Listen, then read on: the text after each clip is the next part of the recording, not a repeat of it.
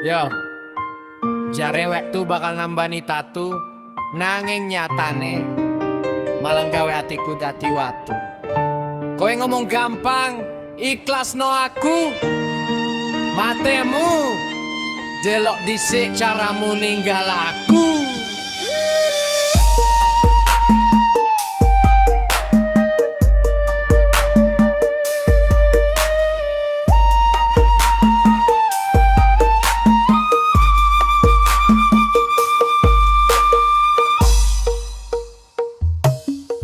Siji loro telu tak hitung janjimu kabeh palsu, mung dadi ampas ning kupingku. Kowe lunga ora pamit ngandeng tangan liyane, lali karo aku sing biyen dadi tamengmu saben dinane.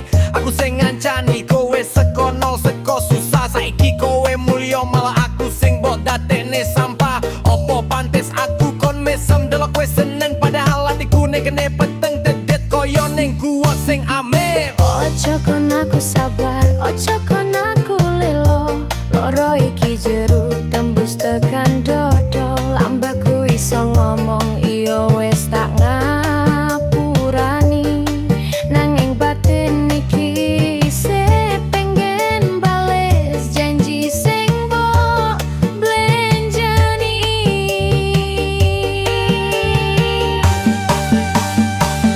Jujur